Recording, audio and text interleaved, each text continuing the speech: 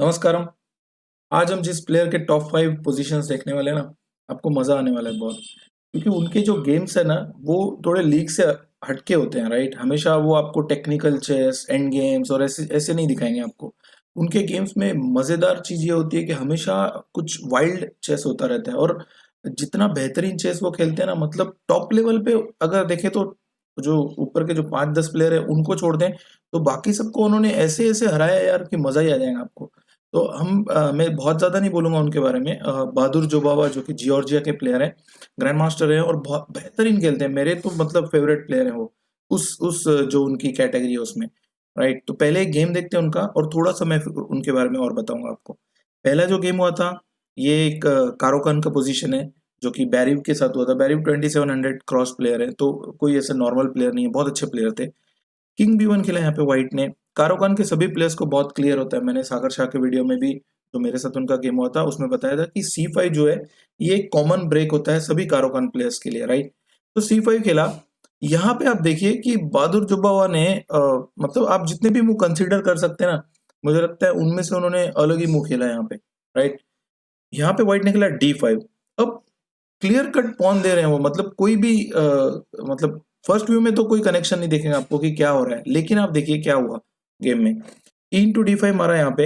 हालांकि night into D5, night E4 जैसे moves आ सकते थे, जिसमें आप G4 G5 बाद में अटैक कर सकते हो, लेकिन E का D5 मारा। बिशप इंटू H6, ये तो मतलब आप उनका कनेक्शन देखिए कि कहाँ से वो कारोकान के क्लासिकल वेरिएशन में जो इतना हाईली थ्योरेटिकल वेरिएशन होता है, बिशप इंटू H6 मार दिया उन्होंने सीधा।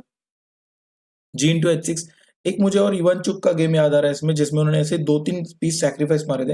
हालांकि उस गेम में रिजल्ट उनके फेवर में नहीं आया था, पर उनकी डेयरिंग तो माननी पड़ेगी यार। नाइट F5 खेला यहाँ पे, रूक E8।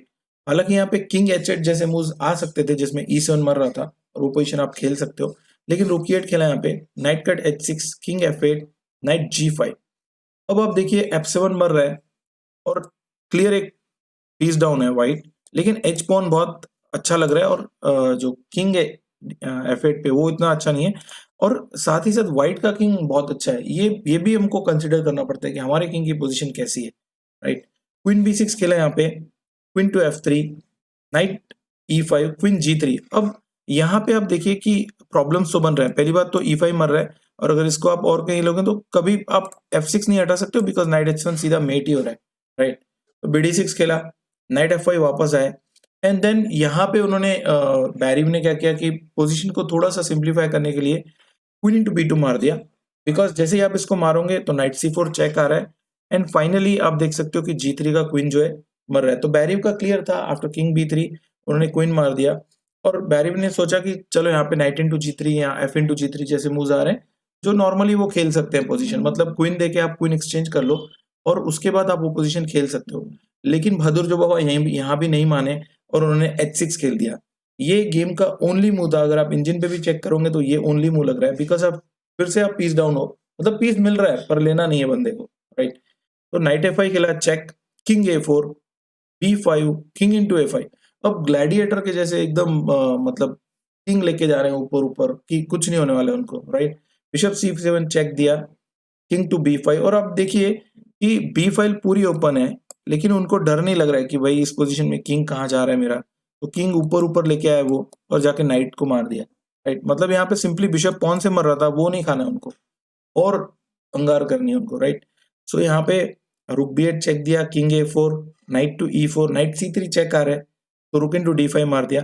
हालांकि यहाँ पे आप अगर मारोगे इसको, सपोज अगर आपने यहाँ पे नाइट C3 चेक दिया, जो कि उन्होंने खेला भी था गेम में, किंग A5, और सपोज अगर आपने मारा, तो यहाँ पर सिंपली मुझे लगता है H7 आ रहा है और फिर आप इस प्रमोशन को रोक नहीं पाओगे, क्योंकि अब प्रॉब्लम ही है। और अगर बिशप E5 आपने खेला भी, तो भी H8 queen, bishop into H8, रुक इंटू H8 और फोर्स मेट हो रही है, राइट।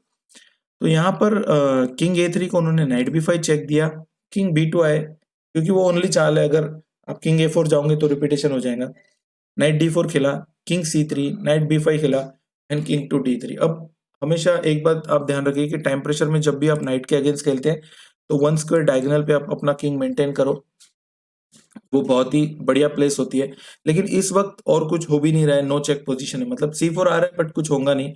और H7 H8 जो है वो बिल्कुल नहीं रुकने वाला है। और इस हिसाब से देखें तो अब मटेरियल भी इक्वल है, मतलब पहले वो पीस डाउन थे, तो बेहतरीन गेम मारा यार उन्होंने ये, मतलब। और उस वक्त ना जो ब्लैक है वो उनका रेटिंग ज्यादा था।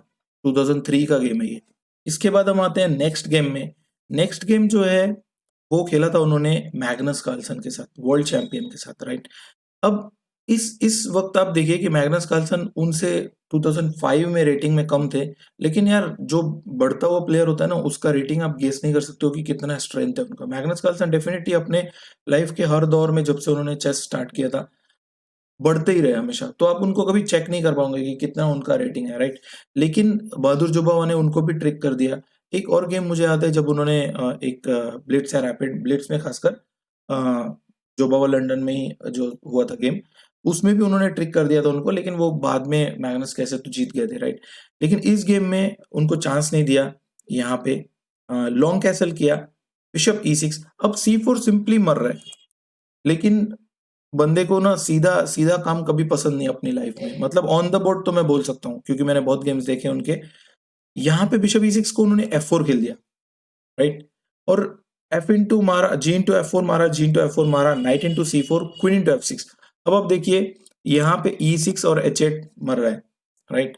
और उसके बाद ये पोजीशन इतनी आसान नहीं लग रही है, लेकिन जैसे ही उन्होंने बिशप F7 खेला, क्वीन इंटू H8 मारा, queen into F4 check, king B1 and then bishop G6, फिर से चेक आया, किंग A1 खेला उन्होंने यहाँ पे, नाइट E3, G2 और D1 दोनों मर रहे हैं। मतलब जो मटेरियल ब्लैक ने दिया था वो इतना आसान नहीं था कि आप खा के एकदम मतलब पूरा पचा लोगे उसको, राइट। ऐसा नहीं होने वाला है। लेकिन यहाँ पे रुक D2 खेला, नाइट इंटू G2 सिंपली मर रहा है, बट नाइट C2 खेला उन्होंने मैग्नस कार्लसन ने, rook into C2, bishop into C2 and then rook F1।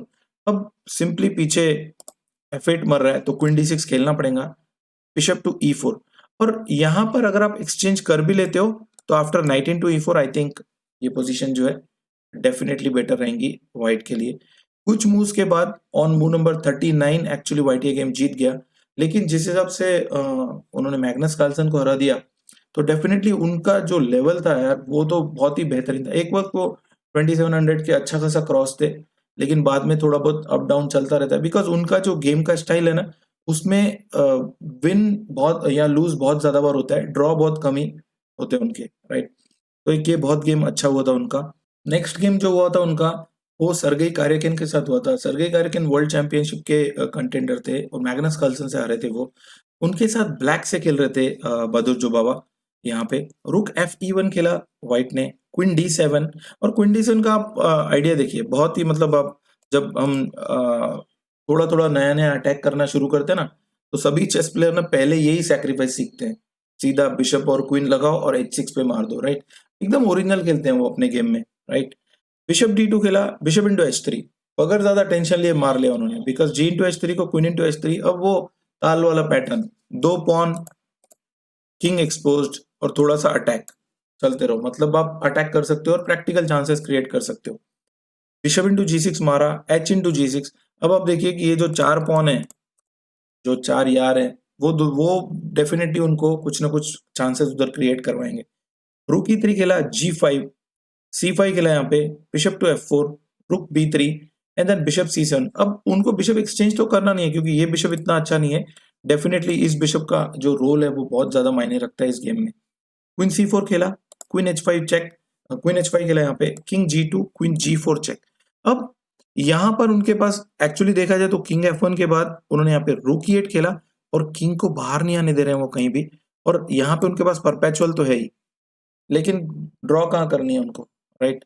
तो रूक E1 खेला यहाँ पे, queen H3 check, king to G1, रूक E1 मारा, बिशप इंटू चेक दिया और फिर से दूसरा रुक ला लिया। अब इस बार जो है आप रुक E3 जैसे मूव नहीं खेल सकते हो। पहले तो आपने A1 का रुक एक्सचेंज करा लिया, बट आप E3 नहीं कर सकते हो क्योंकि F3 मर जाएगा, राइट। तो यहाँ पे उन्होंने खेला नाइट G1, बिशप H2 खेला, इसको फोर्स किया। वापस अगर आप आओगे यहाँ पे नाइट F3 पे तो क्वीन H3 मेट हो रही है, इसीलिए वो नहीं खेल सकते हैं। नाइट E2 खेला। अब आप देखिए यहाँ पे सिंपली एक हिसाब से मेट इन 2 ही लगा हुआ है, राइट। तो उन्होंने बहुत ही बढ़िया फिनिश किया, रुक इंटू E2। अब डेफिनेटली आप इसको मार नहीं सकते हो क्वीन इंटू, क्योंकि queen H3, queen G1 mate हो रहा है इसमें, सिंपल है। तो रुक B7 खेला यहाँ पे और वापस आ गए वो रुक E6। इक्वल पीसेस हैं, पॉन्स की कंडीशन देखो आप किंग साइड में 4 वर्सेस 1 है, तो आराम से जीतने वाले हैं वो। तो यहाँ पे काराकिन ने रिजाइन कर दिया। नेक्स्ट गेम की तरफ जाते हैं। यहाँ पे जो है बहादुर जोबावा वाइट थे और ये पोजीशन वैसे ही डोमिनेटिंग लग रही है। नाइजल शॉर्ट के अगेंस्ट हुआ था। कस्परोव ने एक बार बोला था ना, जब उनके साथ जो उनका मेन मैच था, my opponent is short and match will be short, right. तो नाइजल शॉर्ट के साथ ये गेम उन्होंने बहुत ही शॉर्ट फिनिश कर दिया इस पोजीशन के बाद।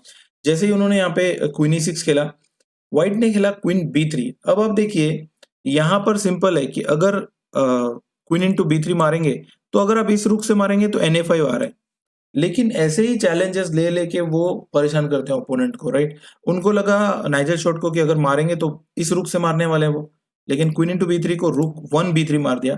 जैसे ही NA5 आया, यहाँ पे मिल गया उनको ब्रेक, क्योंकि क्वीन E6 ने इसको ब्लॉक करके बैठा था। तो उन्होंने बहुत ही स्मार्टली क्वीन को एक्सचेंज कर दिया और रुक इंटू B3 मार दिया, 1 इंटू B3, राइट। तो E6 खेला, नाइट इंटू B3, ई कट F7, किंग H8, और क्लियर कट ये जो पोजीशन है वो विनिंग लग रही है व्हाइट को। और अगर आप रुक इंटू B3 भी मारोगे तो भी मुझे लगता है ये कन्वर्ट कर लेना चाहिए, क्योंकि कभी ना कभी बाद में F8 के कारण आपको एक्सचेंज तो वापस मिलने ही वाला है। लेकिन बहादुर जोबावा ने यहाँ पे बहुत ही अलग फिनिश किया। रुक E7, नाइट D2, रुक E8, एक रुक एक्सचेंज कर लिया। किंग कभी भी नहीं आ सकता है वापस गेम में। रुक इंटू मारा, पॉन रुक इंटू रुक आया वहां पे, पॉन पुश, अब फिर से F8 बन रहा है। उसके बाद भी अब वो पूरा रुक अप है ब्लैक, तो अगर आप मारोगे भी तो भी यहाँ पे सिंपली रुक F8 मार के वो पोजीशन खेल सकते हैं, क्योंकि ब्लैक के पास अभी भी एक एक्स्ट्रा पीस है ऑन D2, राइट। सो रुक E1 चेक दिया यहाँ पे, किंग G2 एंड रुक E2 वापस चेक दिया, किंग H3 एंड देन रुक F2। अब वो उनका कोशिश है कि इसको जब भी आप पुश करोगे तो सिंपली ये आ रहा है। अब रुक E1 चेक की जगह अगर वो रुक और कहीं खेलते, जैसे कि रुक D8 खेलते, तो सिंपली मेट हो रहा था बिशप E5, तो ये चलेगा नहीं। जैसे ही उन्होंने रुक F2 खेला, यहाँ पे सिंपली चेक आ रहा है, रुक F6। अब यहाँ पे आप रुक बना लो तो भी मेट है, बिशप इंटू F6 मार लो तो भी मेट है। और बहुत ही अजीब तरह से उन्होंने 2 पॉन और एक बिशप से मेट कर दिया, राइट। बहुत ही परेशान करके उनको, राइट। सो नेक्स्ट गेम की तरफ हम जाते हैं उनके। मैमेड्यारो, एक वक्त मुझे याद है कि बहादुर जोबावा और शखरियार मैमेड्यारो एक ही लीग के थे। बाद में मैमेड्यारो थोड़ा उनसे आगे निकल गए, लेकिन उनका स्टाइल दोनों का ना सेम है। बहादुर जोबावा बहुत ज्यादा रिस्क लेते हैं, मैमेड्यारो भी लेते हैं, लेकिन मैमेड्यारो कभी कभी बहुत सॉलिड खेलते हैं और उनका थ्योरेटिकल जो रिपोर्ट आयर है वो बहुत ज्यादा अच्छा है बहादुर जोबावा से। जोबावा ज्यादातर B3 जो निम्जोविच लार्सन अटैक है उस पे ज्यादा डिपेंडेंट रहते हैं। और उन्होंने एक ओपनिंग जो है इन्वेंट किया था, जिसका नाम था जोबावा लंदन, जो कि लंदन सिस्टम और दूसरे एक वेरिएशन को मिक्स करके बनाई हुई है। तो डेफिनेटली ऐसे जो प्लेयर्स होते हैं ना, उनके पास एक गॉड गिफ्ट होती है, उनके पास एक अलग नजरिया होता है चेस को देखने का, राइट। टेक्निकल चीजों को बहुत ज्यादा मायने नहीं रखते उनके लिए, लेकिन अटैक करने का उनका जो स्टाइल होता है वो बहुत ही बेहतरीन होता है। इनका मैं डेफिनेटली एक और पार्ट बनाऊंगा आगे चल के। तो बहुत बेहतरीन गेम उनके होते हैं। हम ये जो पोजीशन है वो देख लेते हैं मैमेडारो के साथ जो हुई थी। यहाँ पे ब्लैक ने खेला C6, H इंटू G6 मारा, H into G6, bishop cut C8, रुक इंटू C8। यहाँ तक सब कुछ नॉर्मल है, राइट, बहुत ही आसान लग रहा है सब कुछ। लेकिन यहाँ पे जोबाओ ने खेला नाइट H5। अब नाइट H5 जो है, अगर आप मारोगे तो सिंपली रुक H1 आ रहा है। F5 खेला यहाँ पे ब्लैक ने, क्योंकि नाइट F6 चेक और रुक H7 आ रहा था उसमें। तो रुक D3 खेला, यहाँ पे D6 मर रहा है, किंग F7। अगर आप चाहो तो आप रुक इंटू D6 मार सकते हो इसमें, और लेकिन उसमें G इंटू H5 मर जाएगा। तो जोबाओ ने यहाँ पे नाइट F4 खेला, रुक CD8, और जैसे ही आप रुक H7 जाओगे, किंग F6। अब आप थोड़ा रुक के ना चेक कर लो कि इसको आप खेलोगे क्या, क्योंकि ऐसे मूव्स मुझे मुझे याद है कि ऐसे हमेशा मूव्स बहुत मुश्किल होते हैं प्लेयर्स को ढूंढना। तो यहाँ पर जो है ना, व्हाइट ने खेला क्वीन D1, क्योंकि अब किंग की पोजीशन देखिए। ऐसे जो वापस लेने वाले मूव्स होते हैं ना, पीसेस को वापस लेके फिर रीग्रुप करो, रिट्रीटिंग मूव्स बोलते हैं उसको। तो क्वीन A1 अभी बहुत ही मुश्किल है इसको रोकना। मतलब पॉन पहले एक वक्त H फाइल उन्होंने कंट्रोल कर लिया था, फिर रुक एक मूव ये खेल दिया। किसी ने नहीं सोचा होगा कि उस रुक का और एक यूज होगा कि ये डायगोनल ओपन हो जाएगा, राइट। और बहुत ही बेहतरीन उन्होंने मैमेडारो को हराया ये गेम। और मतलब जोबावा के गेम्स आप जब भी देखोगे ना तो आपको बहुत ही एक्साइटमेंट होगा, बहुत ही मजा आएगा उनके गेम्स में। और मुझे याद है उनका एक और गेम हुआ था, मुझे लगता है या अनीश गिरी के साथ। अनीश गिरी के साथ आपको पता होगा कि उनकी थोड़ी सी कंट्रोवर्सी हुई थी एक बार जब एनालिसिस को आए थे दोनों प्लेयर्स। एक उनका गेम हुआ था, मुझे लगता है सिसिलियन स्वैशनिको पे, जो शायद ड्रॉ हो गया था। और जोबावा जो है थोड़ा उसमें भी कोशिश कर रहे थे वाइल्ड अटैक करने की, लेकिन गिरी ने समहाउ वो डिफेंड कर लिया। और लेकिन जब वो एनालिसिस में आए ना, वो वीडियो अवेलेबल भी है नेट पे, मुझे लगता है जो एक लेडी कमेंटेटर थी, वो उनको कुछ क्वेश्चन पूछ रही थी, तो जो वेरिएशन जुबाओ बता रहे थे उस पर शायद अनीश गिरी को हंसी आ गई, तो जुबाओ को लगा ये थोड़ा डिसरिस्पेक्टफुल बिहेवियर है, तो वहीं पे उन्होंने थोड़ा उनको ऐसे डांट वाट दिया। तो बहुत ही मतलब उनका हुआ था बीच में ऐसा। तो ये लास्ट पोजीशन है इस गेम का। यहाँ पे उन्होंने खेला NE5 अनीश गिरी ने। 2012 का गेम है ये, जब जोबावा और अनीश गिरी ऑलमोस्ट बहुत क्लोज थे रेटिंग में भी, राइट। सो अब आप देखिए कि यहाँ पे सिंपली वो D3 का बिशप मार रहे हैं, राइट। लेकिन यहाँ पे जोबावा ने क्या किया, सिंपली बिशप A6 रख दिया। अगर ये आज की दौर में ऑनलाइन चेस में होता था ना, तो सबको लगेगा अरे यार उन्होंने माउस जो है वो गलत क्लिक हो गया उनका, राइट। सो बिशप A6 सिंपल मर रहा है, लेकिन अगर आप बिशप इंटू मारोगे तो नाइट इंटू D5 मारा। अब E7 जो है वो बंद है, मतलब E7 F7 नहीं, H8 मेट हो रही है। रुक इंटू D5 मारा, रुक इंटू D5, नाइट G6। अब यहाँ पे जो है वो H8 को रोक रहे हैं सिंपली। और यहाँ पे बिशप इंटू F6 मारा, G इंटू F6, H4। अब ये जो हैरी है ना, ये जो H पॉन है, ये इसके पहले भी आपने देखा होगा एक गेम में जब उन्होंने पीस सैक्रिफाइस दिया था, तो H पॉन को लेके वो बढ़ रहे थे आगे। बिकॉज यहाँ पे सिंपली उनके पास अभी देखा जाए तो रुक और एक या दो एक्स्ट्रा पॉन है शायद उनके पास, हाँ दो एक्स्ट्रा पॉन है फॉर 2 माइनर पीसेस, राइट।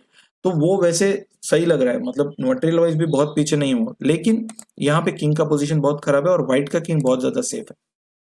तो क्वीन E8 खेला यहाँ पे, H5, night to E5, F4, जितना हो सके उस नाइट को परेशान कर रहे हैं। नाइट G4 खेला, रुक HD1, और अभी उनके पास रुक D7 भी आ रहा है और क्वीन H8 मेट लग रही है बाद में। बिशप B5 खेला, रुक D7 रोका, H6, क्वीन G7 मेट हो रही है, मतलब वो लॉस्ट ही रहेगा शायद, G4 मर रहा है बाद में। नाइट F2 खेला, D1, ये तो मतलब कुछ बचा ही नहीं है गेम में, राइट। तो यहाँ पे सिंपली उन्होंने रुक D8 खेल दिया, बिकॉज अब अगर आप मारोगे इसको, रुक इंटू D8, रुक into D8, queen into D8, तो क्वीन H8 आ रहा है, किंग C7 को queen into queen, king into queen मारा तो H7 और H8 क्वीन बन रहा है। तो इसीलिए उन्होंने नाइट इंटू D1 मारा एंड सिंपली उन्होंने रुक इंटू 8 मार दिया, बिकॉज रुक इंटू 8 को अब आप क्वीन इंटू नहीं मार सकते हो, चेक में सीधा क्वीन मार जाएगा बाद में। तो बहादुर जोबावा जैसे प्लेयर्स जो है मैग्नस कार्लसन को हराते हैं, मैमेड यारो को, अनीश गिरी को, जितने भी अच्छे अच्छे, बैरी 2700 थे उनको भी हराया, लेकिन बहुत ही अलग स्टाइल में, राइट। उनका जो अटैक करने का जो अंदाज है वो बहुत ही पसंद किया जाता है, खासकर जो उनको फॉलो करते हैं, राइट। लेकिन जैसे हम देखें तो ज्यादातर यूट्यूब पे आप मिखाइल ताल के अटैकिंग जो सिचुएशंस है उनको ही आप देखते हो, पोजीशंस को। लेकिन बहुत और प्लेयर हैं जो ऐसा करते हैं और बहुत ही मतलब जिंदा दिली के साथ, बहुत ही अग्रेसिव नेचर के साथ उनका जो बोर्ड पे रवैया होता है। लेकिन ऑफ द बोर्ड वो उतने ही अच्छे हैं, जब जितने भी मैंने उनके इंटरव्यू देखे हैं या जब भी मैंने उनको लाइव देखा है तो, राइट, ऑनलाइन में, राइट। सो मुझे लगता है आपको पसंद आया होगा ये जो सीरीज था बहादुर जुबावा का। बहुत ज्यादा लोग कवर नहीं करते हैं बहादुर जुबावा को, मैं सोचा यार मेरे तो फेवरेट है तो मैं उनको डेफिनेटली कवर करूंगा। तो बहुत जल्दी मिलेंगे। और मुझे उम्मीद है कि जो मैंने बाकी सीरीज डाली थी, जैसे टॉप 5 में विषय आनंद का एक था, मैंने वो पोस्ट किया था, मिखाइल ताल का पोस्ट किया था, वो जरूर आप देखेंगे। जोबावा आप डेफिनेटली देखो। जोबावा के गेम्स कभी भी आपको मिले तो यार देखा करो, बढ़िया प्लेयर है, बहुत अच्छे प्लेयर है। और ये जो पोजीशंस हैं आज जो मैंने किए थे, डेफिनेटली सेकंड पार्ट में मैं कोशिश करूंगा कि उनके और हैं पोजीशंस, राइट। तो बहुत जल्दी मिलेंगे। बाय, थैंक यू, खुश रहो, मस्त रहो, स्वस्थ रहो और घर पे ही रहो यार।